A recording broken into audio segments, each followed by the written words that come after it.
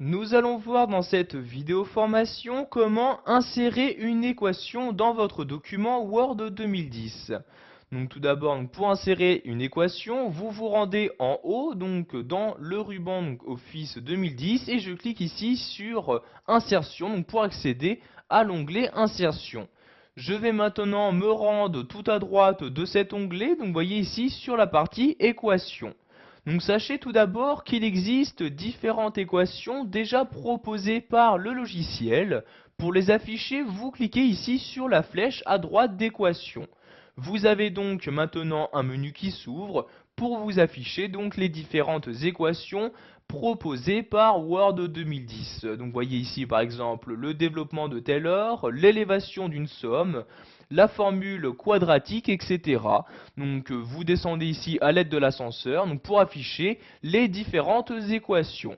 Si par exemple vous souhaitez insérer l'équation sur la loi binomiale, vous cliquez sur l'équation correspondante et vous pouvez voir que celle-ci s'insère automatiquement dans votre document. Sachez qu'il est bien évidemment possible de la modifier. Donc vous déplacez ici votre curseur à l'intérieur comme vous le souhaitez. Donc maintenant, je vais ici descendre, je fais divers retours à la ligne comme ceci, et nous allons insérer une nouvelle équation que nous allons créer donc depuis le début. Donc pour ce faire, je retourne en haut dans l'onglet Insertion, je vais ici tout à droite de nouveau, et je clique cette fois-ci ici sur Équation. Vous avez donc maintenant une nouvelle zone qui s'ouvre, où vous allez devoir saisir votre nouvelle équation. Donc par exemple, je vais commencer ici par y, un espace, un égal, un nouvel espace. Nous allons par exemple ici maintenant insérer une fraction. Donc je me rends ici en haut dans la partie fraction. Donc vous voyez, je clique sur fraction comme ceci. Vous choisissez donc le type de fraction que vous souhaitez utiliser. Donc par exemple, je vais prendre ce type-là, je clique donc dessus pour l'insérer. Donc vous voyez maintenant la fraction s'est insérée et vous avez donc que ce soit en haut ou en bas différents carrés.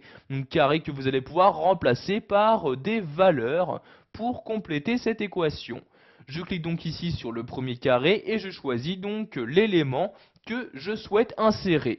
Si vous souhaitez par exemple insérer des exponentielles, je clique ici sur la partie exponentielle comme ceci. Et voyez donc, vous pouvez insérer donc soit créer depuis le début ces différents indices ou insérer par exemple ici les exponentielles en cliquant ici comme ceci et vous avez donc l'exponentielle correspondant qui s'est inséré. Donc par exemple ici si vous souhaitez mettre tout simplement exponentielle de moins x, je sélectionne ici ces valeurs-ci, donc je les supprime à l'aide de la touche retour arrière, j'insère ici un x comme ceci et voyez donc exponentielle de moins x apparaît maintenant donc en haut de ma fraction. Donc maintenant je vais cliquer sur le carré du bas comme ceci. Vous pouvez par exemple insérer des intégrales dans votre équation en cliquant ici sur intégrale et vous avez donc ici les différents types d'intégrales qu'il est possible d'utiliser. Donc vous avez donc dans toute cette partie de droite encore les fonctions les plus utilisées donc en mathématiques, vous voyez comme les matrices, etc. Pour insérer donc des symboles ne se trouvant pas forcément sur votre clavier, vous pouvez utiliser donc cette partie-là.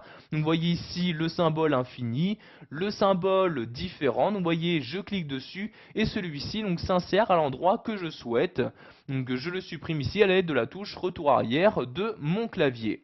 Donc ici par exemple, je vais mettre donc y égale exponentielle de moins x divisé par 4 comme ceci. Je clique en dehors de mon équation et voyez donc j'ai pu insérer l'équation. Pour la déplacer, vous cliquez tout d'abord dessus, vous cliquez ensuite sur cette partie-là, donc je clique et tout en maintenant le clic de ma souris, je la déplace. Donc par exemple ici, je lâche le clic de ma souris et vous pouvez voir que l'équation s'est bien déplacée dans mon document. Voilà, vous savez maintenant comment insérer une équation sous Word 2010. Vous avez donc appris à en créer une depuis le début et donc à utiliser les différentes fonctionnalités qui vous sont proposées.